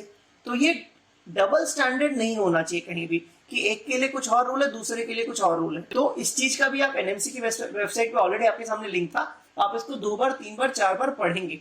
और आपको एनएमसी से थ्रू आरटीआई में आप पब्लिक नोटिस के रेफरेंस से ये भी पूछ सकते हैं, What is the meaning of universally applicable for all FMGs? इसका मतलब क्या है? और अगर मतलब ये है तो फिर एग्जेम्पशन क्यों है? ये सर समझने वाली चीज है, ठीक है? अब कुछ ऐसे पॉइंट्स जिसमें हम एनएमसी के साथ समझ सकते हैं कि वो किस ग्राउंड पे बात कर रहा है, जिसमें एनएमसी क्लियर कहते हैं कि NMC being a regulatory authority always endeavours to provide an equal and fair opportunity of individuals who aspire to study medicine and thereafter practice medicine in India. बिल्कुल सही। However, practicing medicine involves the risk of human life. Hence, the Commission cannot compromise with the high standard and quality of medical education in India. देखिए, इस चीज में वो बिल्कुल सही है। पहले तो आप नोट किए इस बात का, medicine is a life saving profession. Also in India we have a reservation system in NEET UG. आप अगर आप देखेंगे तो नीट यूजी में भी आपके पास रिजर्वेशन होता है, पीजी में भी रिजर्वेशन होता है, सुपर स्पेशलिटी में भी रिजर्वेशन होता है, and what not in a profession like practising medicine which involves the risk of human life. तो उनके इस पॉइंट को समझने की जरूरत है आपको, ठीक है? सेकेंडली, एफएमजीज इकलौते वो कैंडिडेट्स होते हैं जो अपने एकेडमिक्स में एक्सेल करते हैं अपने टैलेंट की वजह से, क्योंकि जब वो एग्जाम लिखते हैं ना, फॉरेन मेडिकल ग्रेजुएट एग्जामिनेशन, वहां पे उनका कोई रिजर्वेशन की क्वालिफाइंग नहीं आती, कोई भी क्वालिफाइंग कट ऑफ उनकी रिजर्वेशन से नहीं होती, उनको 50% रखने ही पड़ते हैं minimum. Please note this point very well. Secondly, जब हम बात करते हैं फेयर एंड इक्वल अपॉर्चुनिटीज की बात जब हम करते हैं ना, और कहीं कहीं जब आप बोलते हैं कि ये हम इस चीज को बड़ा सीरियस लेते हैं, तो आप ये चीज नोटिस करते होंगे कि हर साल नीट यूजी और नीट पीजी की क्वालिफाइंग कट ऑफ जो है ना, वो हर साल डिक्रीज हो जाती है। आपने ये चीज बड़ी देखी होगी। इस चीज का भी हम रेफरेंस आपके सामने रख रहे हैं, आई गेस आपको समझ में आ जाएगा ये रेफरेंस पॉइंट भी। आपकी स्क्रीन के सामने एक लेटेस्ट नोटिफिकेशन आपको मिलेगा, आप उस पर क्लिक कर सकते हैं। अब इस लेटर को अगर आप पढ़ेंगे ना, तो आपको, हम इंग्लिश वेरिएंट की तरफ आ गए हैं सेकंड पेज पे, जो 12 मार्च को निकला था और नेशनल बोर्ड ऑफ एग्जामिनेशंस ने इसको रिलीज किया है बेसिकली, ठीक है? ये नोटिस क्या कहता है बेसिकली, इस साल जो नीट की मिनिमम क्वालिफाइंग परसेंटाइल है ना, उसको और रिड्यूस कर लिया गया है। समझ रहे हैं आप? इस चीज को बहुत ज्यादा समझ के चलिए। रिड्यूस कर लिया गया कट ऑफ। अगर जनरल कैटेगरी के लिए 50 परसेंटाइल थी तो उसको 35 परसेंटाइल कर दिया, SC ST OBC के लिए 40 परसेंटाइल थी 265। मतलब बेसिकली देखा जाए ना, तो इंडिया में अगर आप सिस्टम में चल रहे हैं तो आपको रिजर्वेशंस आपको देखने को मिलेंगे, या फिर कट ऑफ को, क्वालिफाइंग कट ऑफ को कम करना पड़ेगा। अब ये क्यों हो रहा है, ये भी एनएमसी से पूछना चाहिए कि यहाँ पे क्या स्टैंडर्ड को इम्प्रोवाइज करने के लिए कट ऑफ को कम किया जा रहा है? ये एक सबसे बड़ा क्वेश्चन है जो पूछने की जरूरत पड़ेगी। समझ रहे हैं आप? यहाँ पे ये पॉइंट जो है, कुछ कुछ चीजें हैं जो मैच नहीं खाती, जो आप कह रहे हैं, जो आप लिख रहे हैं और जो आप कर रहे हैं, उनमें बहुत ज्यादा डिफरेंसेस हैं। तो ये चीज आपको समझने की जरूरत है, ठीक है? अगर आप ध्यान से समझेंगे तो इस लेटेस्ट अपडेट के हिसाब से अगर आप चलेंगे, तो अगर आपको पीजी में एडमिशन चाहिए एक जनरल कैटेगरी के स्टूडेंट को, तो उसको 31% मार्क्स लाने चाहिए नीट पीजी के एग्जाम में। अगर 800 नंबर का पेपर है तो 247 वाला क्वालिफाइड हो जाता है। आप 31% लाके भी इंडिया में पीजी में एडमिशन ले सकते, ये एनबी का कहना है। और इस रिगार्ड में एनएमसी क्या कहता है, इस बारे में भी क्लैरिफिकेशन लेना चाहिए, ठीक है? कुछ कुछ चीजें आपको समझने की जरूरत है जो फॉरेन मेडिकल लाइसेंसिंग रेगुलेशंस के रिगार्डिंग है। अगर आप बात करेंगे कि भाई 54 मंथ का, देखिए ऑलरेडी आप आईएमसी एक्ट 1956 देख चुके हैं, एनएमसी एक्ट 2019 देख चुके हैं। अगर इसको आप यूनिवर्सली एप्लीकेबल भी बोलते हो, जो पब्लिक नोटिस में लेटेस्ट आया, मतलब सारी कंट्रीज पे आ जाएगा, और मैक्सिमम वर्ल्ड की जितनी भी डेवलप नेशंस हैं वो उससे स्पेसिफिकली एग्जाम जो हो गए थे ना, वो भी उस कैटेगरी में आ जाएंगे और उनको एग्जामेशन नहीं मिलेगा। Means their degree will be de-recognized। अगर टर्मिनोलॉजी की बात करें तो इसमें डी रिकॉग्निशन हो रहा है बेसिकली। सेकेंड पॉइंट आप जब कहते हैं कि dual internship to be done by foreign medical graduate, देखिए इसके रिगार्डिंग भी अगर आप बात करेंगे ना तो आई गेस 2021 के अक्टूबर में केरला हाईकोर्ट का एक और जजमेंट आया था जिसमें उन्होंने फेवर किया था एफएमजीज को, और उसकी भी आपको अगर पिटीशन की फाइल चाहिए तो आपको मिल जाएगी। उसमें उन्होंने क्लियर कहा था कि जिन बच्चों ने ऑलरेडी सीआरएमआई बाहर से कर लिया है उनको परमानेंट रजिस्ट्रेशन डायरेक्टली दे दें। इसी रिगार्ड में 30 जुलाई 2020 को और 2 सितंबर 2020 को एमसीआई ने भी acceptance of internship outside India का एक्नॉलेजमेंट दे दिया था एडवाइजरी के फॉर्मेट में। तो ये चीज भी ऑलरेडी हो चुकी है, इसके भी लिंक आपको मिल जाएंगे। अब सवाल ये आता है आपके पास सॉल्यूशन क्या है। देखिए सॉल्यूशन समझना किसी भी चीज के लिए बहुत जरूरी है, क्योंकि हर कोई पैनिक में है आज के टाइम पे कि क्या होने वाला है क्या होने वाला है। देखिए टू बी वेरी ऑनेस्ट, जिस तरीके से एनएमसी बात करे, जिस तरीके से एनएमसी काम कर रही है, आपके पास ओनली लीगल ऑप्शन जो बचता है वो कोर्ट के थ्रू है। ठीक है, कोर्ट ही आपको, या फिर टू बी वेरी ऑनेस्ट इस कंडीशन में कोर्ट ही आपके राइट्स को प्रिजर्व कर सकता है। आपको बचाने के लिए कोर्ट का एक महत्वपूर्ण योगदान रहेगा। ठीक है, students strongly need to represent their case in the form of argument through their lawyers. To be very honest, जितने स्टूडेंट्स अफेक्ट हुए हैं, अगर वो अपनी एक टीम बनाए, अपने एक यूनियन बनाए और उसके बाद किसी एक रीजनेबल लॉयर के साथ बात करके उनको मोटिवेट करके अगर कोर्ट में प्रेजेंट करें अपना केस, तो इसमें बात बन सकती है। सबसे मेजर इंपॉर्टेंट थिंग याद रखिए, गैजेटेड नोटिफिकेशन होते हैं ना, वो एक लीगल डॉक्यूमेंट होते हैं, बट उनमें भी अमेंडमेंट्स होती है, ये बात आप याद रखिए। ठीक है, और इस चीज का प्रूफ देखने के लिए आप स्क्रीनिंग टेस्ट रेगुलेशन 2002 पे क्लिक कर सकते हैं। गूगल में सर्च कीजिए, इसको पढ़िए, नीचे आपको जो जो अमेंडमेंट हुई वो आपको दिखने को मिल जाएंगी। तो मतलब ऐसा नहीं है कि foreign medical graduate licentiate regulation 2021 में अमेंडमेंट नहीं हो सकती। समझ रहे हैं आप। अब फॉर एग्जांपल 54 मंथ का जो था उसमें सीधी सी बात याद रखने की है, एमडी प्रोग्राम फिलीपींस में 4 साल का है। अब कनाडा की बात करेंगे तो आपकी स्क्रीन पे आपको कुछ नहीं करना, गूगल का इस्तेमाल कीजिए, आपको बहुत चीजें इंफॉर्मेशन मिल जाएंगी। आप कंट्री कनाडा रखिए। यूनिवर्सिटी की अगर बात करेंगे तो यूनिवर्सिटी ऑफ कैलगरी रखिए। मेडिकल स्कूल का नाम लेंगे तो क्यूमिंग स्कूल ऑफ मेडिसिन है। कोर्स का नाम रखेंगे तो एमडी के इक्विवेलेंट है, वहां पे एमडी प्रोग्राम चलता है which is equivalent to MBBS in India. अगर आपसे उतना भी नहीं हो पा रहा तो आप गूगल सर्च में लिखिए Cuming school of medicine MD programme duration. जब आप वो चीज लिखेंगे ना तो आपको वहां पे कुछ इंपॉर्टेंट फैक्ट देखने को मिल जाएंगे। समझ रहे हैं आप। तो ये चीज को आप नोट कर लीजिए। वो फैक्ट क्या है वो भी आपकी स्क्रीन के सामने प्रेजेंट हो चुके हैं। आई होप आपको स्क्रीन पे दिख रहा होगा जो चीजें मेंशन्ड है। 5th point, doctor of medicine. Cuming school of medicine of the University of Calgary offers a 3-year professional degree leading to a doctor of medicine। उसके बाद का पॉइंट पढ़िए, यहाँ तो 3 साल की एमडी है। उसके बाद following completion of the undergraduate medical programme students must complete post graduate medical training prior to starting independent practice. मतलब यहाँ पे तो इंटर्नशिप के बारे में कुछ मेंशन ही नहीं है। इंटर्नशिप का क्या होगा पता ही नहीं। चलिए कोई बात नहीं, उसी पेज के नीचे आप आइए, आपको 5.4 प्रोग्राम डिटेल्स पे क्लिक करना है। बेसिकली आप जब प्रोग्राम डिटेल्स पे क्लिक करेंगे तो आपके सामने और एक स्क्रीन खुल जाएगी, और एक स्क्रीन खुलेगी तो वहां पे तो आप बेसिकली टाइमलाइन देख सकते हैं। मतलब जुलाई से मार्च 9 महीने, अप्रैल से जनवरी 10 महीने, जनवरी से अप्रैल 14 महीने। अगर इसका टोटल कैलकुलेशन करें तो कितना बनता है, तो ये भी आप देख लीजिए। ठीक है, ये चीजें आपको समझने की जरूरत है। ठीक है, उसके बाद अगर आपको करिकुलम क्या है ना इनका, वो भी आपको ईयर 1, ईयर 2, ईयर 3 के फॉर्मेट में मिल ही जाएगा। ये चीज आप याद रखिए। अब यूएस की बात करते हैं। देखिए यूएस के सबसे जो बेहतरीन इंस्टीट्यूशन माने जाते हैं ना, हम उनके बारे में चर्चा करेंगे। ठीक है, अगर उनकी चर्चा करेंगे तो for example Harvard school of medicine की बात करते हैं। हार्वर्ड स्कूल ऑफ मेडिसिन जो है वो बेसिकली एफिलिएटेड है हार्वर्ड यूनिवर्सिटी से, और वहां पे भी एमडी का प्रोग्राम चलता है। अगर उस प्रोग्राम की हम बात करेंगे तो अगर आप, वो भी आपके सामने लिंक है, आपको कुछ नहीं करना, Harvard school of medicine MD programme duration करके गूगल पे सर्च कीजिए। ठीक है, वहां पे जब आप देखेंगे तो 2.08 policy of on length of time to complete degree. अब क्या लिखा हुआ, पहला सेंटेंस ही आप पढ़ लीजिए। Standard MD programme at Harvard medical school take 4 years to complete, however student may apply to postpone graduation for a year. मतलब आप अप्लाई कर सकते हो ग्रेजुएशन को पोस्टपोन करने के लिए। कब? जब आपको एक अनदर डिग्री ऑब्टेन करनी हो, जैसे कि एमपीएच। मतलब आप बेसिकली एमडी एंड एमपीएच साथ में कर रहे हो, तब आपका 5 साल का बनेगा।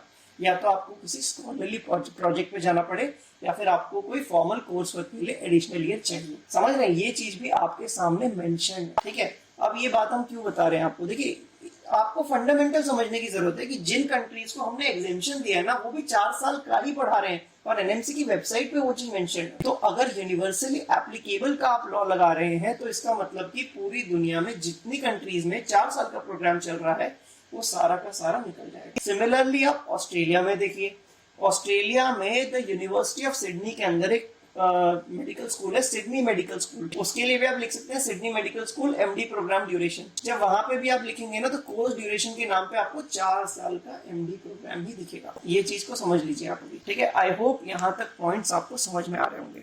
अभी तक जो हमने बात की ना वो बेसिकली टेक्निकल ग्राउंड था, ठीक है। हमने जो जो चीजें आपको दिखाई जो पब्लिक डोमेन में अवेलेबल है हमने वही सब आपको बताया। अब कुछ ऐसी बातें जो जनरल नॉलेज के लिए और बेसिकली जो मेडिकोज है या जिनके पास घर में मेडिकोज है या नोन में मेडिकोज है वो उस चीज से रिलेट कर पाएंगे। देखिए आपको कुछ नहीं करना है, आप गूगल पे जाइए और वहां पे सर्च ऑप्शन पे लिखिए syllabus of MBBS in AIIMS. जैसे ही आप syllabus of MBBS in AIIMS लिखेंगे ना वैसे ही आपको एक लिंक मिलेगा जिसमें syllabus MBBS at the AIIMS का पीडीएफ होगा जो उनके ऑफिशियल वेबसाइट के एकेडमिक सेक्शन में पड़ा हुआ है, ठीक है। वहां पे जब आप जाएंगे ना, देखिए हम ये क्यों बता रहे हैं ना, देखिए कुछ कुछ चीजें समझना बहुत जरूरी हो जाएगा हमारे लिए। तो जब आप वहां जाएंगे ना तो उनका जो इंडेक्स वाला पेज है बेसिकली पेज नंबर 8 बेसिकली वहां पे पॉइंट नंबर 11 मेडिसिन 89, ठीक है, 89 पेज से स्टार्ट होता है। वहां पे आप 113 पेज पे आप जाइए सीधा, वहां पे आप मेंशन कीजिए 113 आउट ऑफ 167।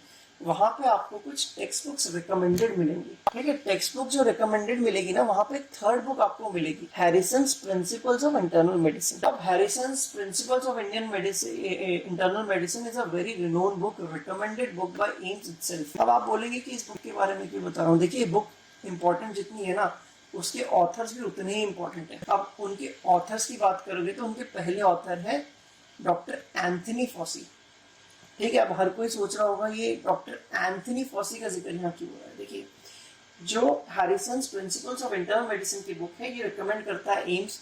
इस बुक के ऑथर है डॉक्टर एंथनी फॉसी जो प्रेजेंटली चीफ मेडिकल एडवाइजर है of United States of America since 2021। मजेदार बात यह है कि doctor Anthony Fauci is also an MD graduate of Weill Cornell medical college which runs the MD programme of 4 years।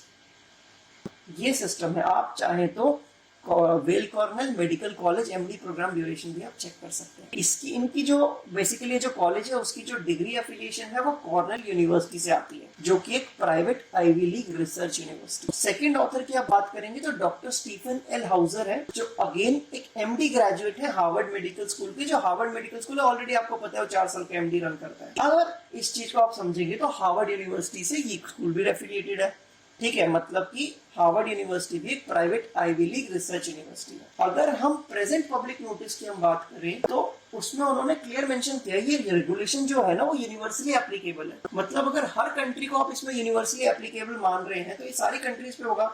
इसका मतलब future क्या होगा, फ्यूचर में क्या होने वाला है ये जानना सबसे ज्यादा जरूरी है। क्या एम्स इन बुक्स को अब रिकमेंड कर पाएगा, क्योंकि इनके जो ग्रेजुएट थे वो 4 years की एमडी पढ़ के आगे बढ़े हैं। क्या उनकी बुक्स को हम ऑफिशियली रिकमेंड कर पाएंगे अब, क्या उनकी बुक्स को पढ़ना सही रहेगा, ये सवाल सबसे ज्यादा इंपॉर्टेंट बन जाएगा। इस चीज को समझने की जरूरत है आप सभी को। तो यहाँ पे एनएमसी से एक अच्छी क्लैरिफिकेशन की उम्मीद हर कोई करता है। इसके बाद एक बहुत ही इंपॉर्टेंट पॉइंट है जो एनएमसी ने अपने गैजेटेड नोटिफिकेशन में मेंशन किया है, दैट इज अबाउट रजिस्ट्रेशन। अगर आप पॉइंट को समझेंगे तो वहां ये लिखा हुआ है you have to be registered with the respective professional regulatory body और otherwise competent to grant license to practice medicine in their respective jurisdiction of the country in which medical degree is awarded and at par with the license to practice medicine given to the citizen of that country। देखिए इस बात के दो पहलू हैं।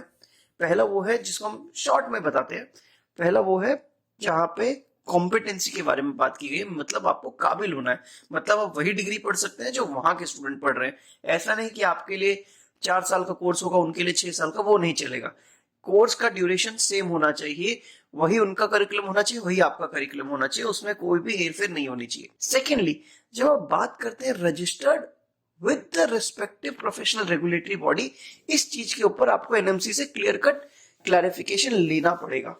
Reason is only one. देखिए, कोई भी गवर्नमेंट होती है ना, वो पॉलिसीज को अपने किसी भी टर्म में एजुकेशन पॉलिसीज को इस तरीके से डिफाइन करना चाहती है ताकि वो ब्रेन ड्रेन को कम से कम कर सके। बट इस रेफरेंस को जब एनएमसी पुट ऑन करती है तो वो एक बहुत बड़ा खतरा प्रोड्यूस करती है। It creates a threat basically, जहां पे वो इनडायरेक्टली ब्रेन ड्रेन को प्रमोट कर रही है। Already India has a very huge demand for doctors and still when we are talking about FMGs, हम उनको ये कह रहे हैं कि आप दूसरे देश में लाइसेंस लेके आइए। देखिए, अगर 100 बच्चे जाते हैं और वहां से 40 बच्चे लाइसेंस लेते हैं, अगर उन 40 में से 20 बच्चे वापस ही नहीं आते, इसका मतलब जो हमने किया वो पूरा का पूरा गलत हो जाएगा। जो एनएमसी का जो फंडामेंटल था, उसको जिस तरीके के रेगुलेशंस लाने थे वो उसी को बैकफायर कर जाएंगे, which will indirectly promote brain drain. तो ये चीज के ऊपर एनएमसी को क्लियर कट क्लैरिफिकेशन देना पड़ेगा। क्या वो इस मोटिव से, जब ये सेंटेंस को इंट्रोड्यूस कर रही है, क्या वो इस मोटिव से ब्रेन ड्रेन को प्रमोट कर रही है कि नहीं। Please note this point very well, because ऐसे कुछ स्टेटमेंट्स आने से, ऐसे कुछ नोटिफिकेशन आने से पब्लिक में एक तरीके की भावना भी डेवलप होती है। फॉर एग्जाम्पल, अगर कोई बच्चा फिलीपींस जा रहा है, वहां 4 साल का प्रोग्राम है अमेरिकन एजुकेशन सिस्टम, और उसको ये कहा जा रहा है कि वहां से लाइसेंस उठाइए। उस टाइम पे, लाइसेंसिंग के टाइम पे क्या फंडामेंटल्स होंगे उस कंट्री के, we don't know it yet. But अगर उसको इस तरीके का चैलेंज मिलेगा and he will move ahead with other countries options like US, UK, Canada, Australia and New Zealand, then what will happen? ये बच्चा दूसरी कंट्रीज के लिए ट्राई करेगा एंड इनडेफिनेटली अगर वो ट्राई करता है एंड ही गेट सक्सीडेड, तो हम तो बेसिकली ब्रेन ड्रेन को प्रमोट कर रहे हैं। तो वो हमारे नेशनल इंटरेस्ट में नहीं रहेगा। We only want our students to go and study and get abundant knowledge to be useful for our nation. हम उसको दूसरे सेंस में नहीं ले सकते। तो इसलिए एनएमसी को इस पॉइंट पे भी एक प्रॉपर क्लैरिफिकेशन देना पड़ेगा। तो इस चीज को आप समझने की कोशिश करें। जब कोई पॉइंट बनता है, जब कोई एक मेजर रूल बनता है, तो उसकी इम्प्लीकेशंस भी होते हैं, उसके एडवांटेजेस भी होते हैं, उसके डिसएडवांटेजेस भी होते हैं। And you have to look at both the grounds basically. I hope this is clearly understood by everyone. उसी रेफरेंस में अगर हम बात करें ना, तो सबसे ज्यादा जो मेजर पॉइंट यहाँ पे एफएमजी लाइसेंसिएट का आपको मिलेगा वो है dual internship which is to be done by foreign medical graduate. देखिए, ऑलरेडी केरला हाईकोर्ट ने जजमेंट दे दिया था अक्टूबर में 2021 में। सिंस इसी के रिगार्डिंग में एक साल पहले 2020 में एमसीआई ने भी ये बात कह दी थी कि जो बच्चे इंटर्नशिप करके आ रहे हैं आप उनको डायरेक्ट रजिस्ट्रेशन दीजिए। अब जब हम उसका भी, आपके पास दोनों साइड के लिंक आपके ऑलरेडी मौजूद है। अब आपको दो चीज समझनी है कि यहाँ पे foreign medical graduate licentiate regulation ये कहता है कि आपको 2 बार इंटर्नशिप करनी पड़ेगी, एक वहां करनी पड़ेगी और एक यहाँ करनी पड़ेगी। देखिए, अभी के टाइम पे स्टूडेंट्स को, अगर 2 मिनट की हम एनएमसी की बात से भी राजी हो जाए ना, तो स्टूडेंट्स को ये चाहिए कि वो कोर्ट को, या फिर हम अपने लॉयर के माध्यम से, स्टूडेंट अपने लॉयर के माध्यम से कोर्ट को कन्विंस कर सके इस पॉइंट पे कि इंटर्नशिप एक बहुत ही वैल्यूएबल टाइम होता है जब स्टूडेंट बहुत ज्यादा क्लिनिकल स्किल सीखता है और एक अच्छे नंबर ऑफ पॉपुलेशन, बेसिकली बहुत बड़े पेशेंट के डाइवर्सिटी को वो ट्रीट करता है और उसी ड्यूरेशन में वो क्लिनिकल स्किल्स भी एब्जॉर्ब करता है। अब ऑलरेडी जिन कंट्रीज में इंटर्नशिप का मॉडल है वो ठीक है, लेकिन वहां पे जहां पे मॉडल है वहां पे आप एक्नॉलेज कर सकते हैं और उसको एक्सेप्ट कर सकते हैं। बट फॉर दोज कंट्रीज जहां पे इंटर्नशिप का मॉडल नहीं है उनके करिकुलम में, उस केस में अगर आपको अपने ही मेथोडोलॉजी चलना है तो उन्हीं बच्चों को 2 साल का आप इंटर्नशिप ट्रेनिंग इंडिया में करा दीजिए। एटलीस्ट हमारे देश में आपको ऑलरेडी पता है कि मेडिकल प्रोफेशनल्स की कमी है। अगर वही बच्चा 2 साल के लिए इंडियन पॉपुलेशन को में कंट्रीब्यूशन देगा तो कितनी बड़ी बात होगी। इवन हमारा हेल्थ केयर को बहुत अच्छा बैकअप भी मिलेगा, एक वर्क फोर्स में इंक्रीमेंट मिलेगा, बेसिकली एक इंक्रीज मिलेगा, जो बहुत अच्छी चीज है। अगर आप पुराने लॉज को नहीं मान रहे, आपको इसे 100% फॉर क्वालिटी पर्पस आपको इम्प्लीमेंट करना है, तो आप इस रेगुलेशन में कर सकते हैं। तो इस चीज को भी आप कर सकते हैं। इन केस अगर कोर्ट नहीं मानता, ड्यूअल करना ही पड़ेगा, उस केस में ये ड्यूअल की जगह आप 2 साल की इंटर्नशिप इंडिया में कर लीजिए। एटलीस्ट आप क्लिनिकल स्किल तो सीखेंगे, आपको पीजी के लिए आपको क्लिनिकल जो चाहिए होते हैं वो तो आपको मिलेगा। तो ये बहुत जरूरी चीज है जो समझने की जरूरत है। यहाँ पे आपको पॉइंट्स को अपने माइंड में प्रोसेस करना है बेसिकली। ये हम लोग कोई बड़े विद्वान नहीं है जो हर चीज पे 100% बता देंगे। कुछ चीजें ऐसी होती हैं जो ट्राइड एंड टेस्टेड होती है, क्या पता चल जाए, क्या पता नहीं चले, तो ये समझने की जरूरत है। अब बात करते हैं जो मेजर पॉइंट आएगा ट्रांसफर की वैलिडिटी के बारे में। देखिए, जो 2000 बेसिकली जो मेडिकल काउंसिल ऑफ इंडिया था उसका IMC एक्ट था और उनका स्क्रीनिंग टेस्ट रेगुलेशन था, ठीक है।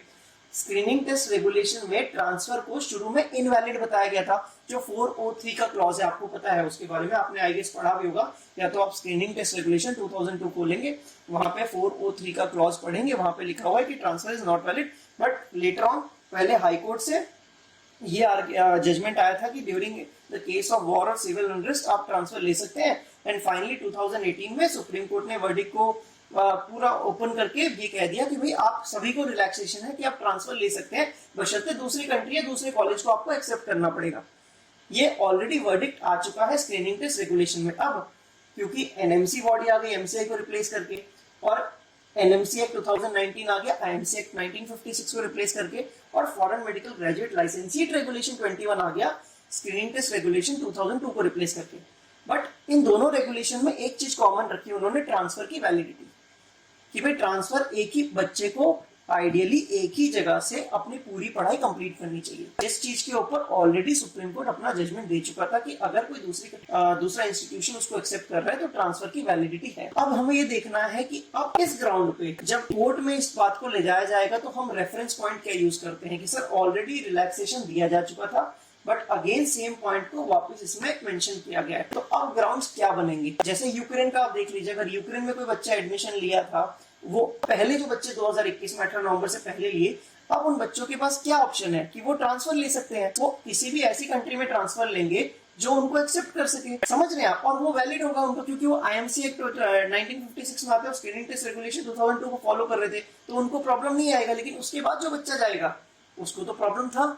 18 नवंबर के बाद जिन्होंने भी एडमिशन लिया सबको प्रॉब्लम होता है उस चीज का, क्योंकि यहाँ पे ये चीज कह रहा है कि आपको डायरेक्ट जाना पड़ेगा और विदाउट एनी एक्सप्लेनेशन। तो ये चीज आप कह सकते हैं सिस्टम में। देखिए आखिर में हम सिर्फ एक ही टॉपिक को डिस्कस करेंगे इसमें, जो है सुफ्थामो के ओपिनियन के बारे में। देखिए आप सभी जानते हैं कि ये एक बहुत ही ज्यादा सेंसिटिव, थोड़ा बहुत कॉन्ट्राडिक्टरी और कंट्रोवर्शियल एंड कंफ्यूजिंग टॉपिक है। सो हम उसकी ज्यादा डिटेल में ना जाते हुए हम एक कॉमन फाउंडेशन को रखेंगे कि यहाँ पे बेसिकली एनएमसी के द्वारा एमबीबीएस इन फिलीपींस के एमडी प्रोग्राम जो कि 4 साल का है, उसको to be very on a real basis उन्होंने उसको डी रिकॉग्नाइज किया है एमडी को। बट उसी रिगार्ड में अगर आप एनएमसी की वेबसाइट को खोलेंगे, उसके व्हाट्स न्यू सेक्शन में जाके या फिर ऑल आर्काइव्स में जाके, आप अगर व्यू ऑल में जाके क्लिक करेंगे तो वहां पे आपको 31 मार्च को एक आपको नया लेटर मिलेगा जो एनएमसी ने एज अ सर्कुलर जारी किया है, ठीक है, उनके under graduate medical education board से, जो कि जिसका नंबर भी आपको पता लग जाएगा, U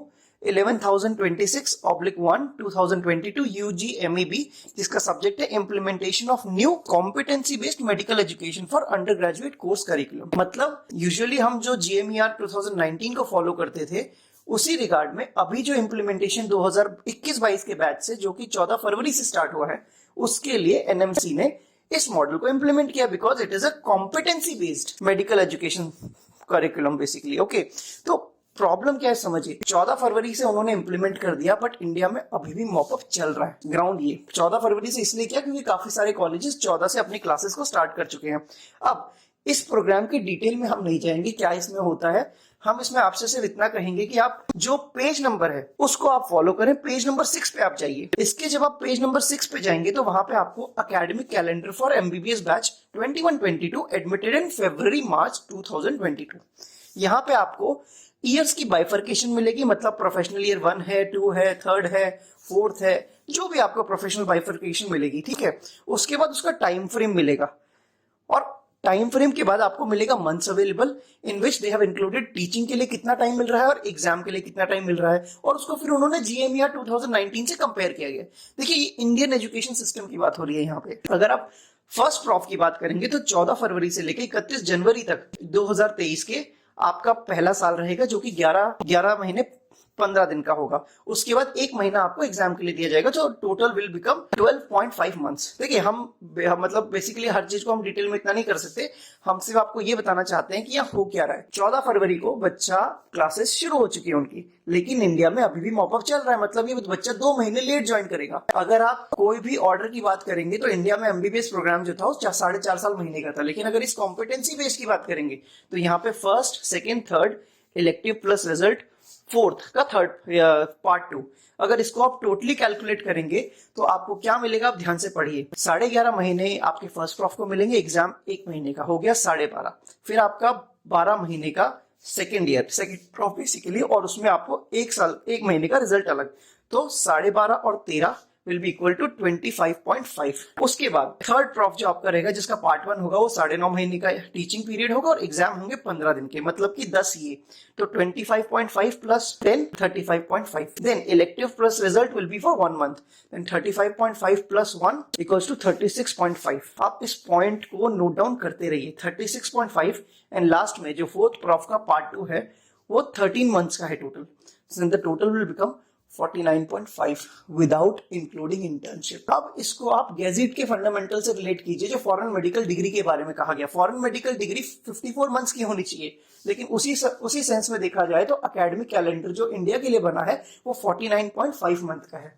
अब 49.5 मंथ में भी आप 2 महीने रिड्यूस कर दीजिए, क्योंकि कुछ बच्चे तो ज्वाइन कर ही नहीं पाएंगे अभी, क्योंकि वो माँ बाप का वेट कर रहे हैं। तो देखा जाए तो उन बच्चों के लिए on a very precise note 47.5 का हो जाएगा, जो कि आपके 54 मंथ के क्राइटेरिया को भी मैच नहीं करता है।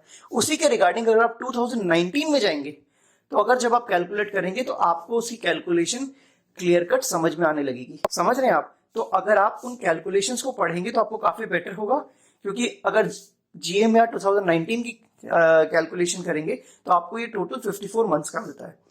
तो एनएमसी से ये क्लैरिफिकेशन लेने की जरूरत है कि 54 मंथ जो है वो इंडिया के लिए भी इंप्लीमेंट हो रहा है कि वो यूनिवर्सल है, क्योंकि जब आप इसमें लिखते हैं ना एमडी में दिस इज यूनिवर्सली एप्लीकेबल, तो आप अपनी कंट्री पे भी उसको इंप्लीमेंट करने की बात कह रहे हैं। रेगुलेशन के कुछ कुछ फंडामेंटल्स तो इतने बेसिक होते हैं कि वो किसी कंट्री के उस पर नहीं होते, वो सभी को फॉलो करने होते हैं।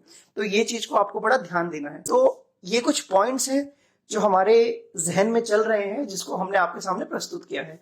अब इस मैटर में आगे क्या होगा ये सिर्फ कोर्ट आपको बता सकता है, बट इन आर नॉलेज आपको हर पॉइंट के बारे में ब्रीफ नॉलेज होनी चाहिए कि ऐसा क्यों। तो आप इस बारे में भी क्लैरिफिकेशंस एनएमसी से ले सकते हैं कि ये न्यू कॉम्पिटेंसी बेस्ड जो प्रोग्राम है वो 49.5 मंथ का है, मान लीजिए 51 मंथ का है, लेकिन 54 मंथ का ये भी नहीं रख रहे हैं। ऐसा क्यों? व्हाट इज द रीजन कि आपने फिलीपींस जैसी कंट्रीज, यूएस जैसी कंट्रीज को इनडायरेक्टली बेसिकली देखा जाए तो आपने डी रिकॉग्नाइज कर दिया है, लेकिन यहाँ पे आप अपने ही प्रोग्राम को और छोटा कर रहे हैं and they are calling it to make it more competent. मतलब कि उन्होंने जो 48 मंथ का किया they are more competent to be very honest. तो ये कुछ पॉइंट्स है जिसपे आपको क्लैरिफिकेशन एनएमसी से लेना पड़ेगा। इतना सब समझने के बाद आपको कुछ चीज समझनी पड़ेगी कि अभी भी एनएमसी और स्टूडेंट्स के बीच में बहुत ज्यादा कंफ्यूजन है। यहाँ पे बहुत ज्यादा ट्रांसपेरेंसी रखने की जरूरत है कि सिस्टम को कैसे बनाया जाए। तो यहाँ पे कोई चीज ऐसी नहीं है जो फिक्स है और कोई चीज ऐसी नहीं है जो बिल्कुल कंफ्यूज्ड है। यहाँ पे हर चीज अभी के टाइम पे अनप्रेडिक्टेबल हो गई है, और इसका एक्चुअल नोटिफिकेशन जो आएगा ना वो कोर्ट से ही आएगा। जो भी वर्डिक्ट होगा, फाइनल वर्डिक्ट वो कोर्ट ही इशू करेगा, और वही चीज देखने की जरूरत है। ठीक है। Lastly we would like to request जो भी सीनियर अथॉरिटीज हैं कि इंडियन स्टूडेंट्स जो फिलीपींस में पढ़ने जा रहे हैं उनके लिए थोड़ा सा सिंपैथेटिक कंसिडरेशन करने की जरूरत है हमें, टू बी वेरी ऑनेस्ट। ठीक है, ये चीज बहुत समझने की जरूरत है, तो इस चीज के बारे में भी सोचने का प्रयास करना चाहिए। थैंक यू सो मच, आपने हमें यहाँ तक सुना। It took us a lot of time to explain you each and every fact that we had. Maybe in some facts we have missed out, but still we have tried to cover the majority of segments जो हम cover कर सकते थे। There is a possibility कि कुछ context में हम गलत हो सकते हैं, बट जो हमने कहा है वो जो हमारे साथ पब्लिक डोमेन में अवेलेबल है हमने उसी ग्राउंड पे कहा है, उन सब चीजों के आपको लिंक भी हमने प्रोवाइड किए हैं। So thank you so much guys for listening to us and all the very best. It's all depend on you and basically our system. So let's hope for the very best. Good luck and have a nice day.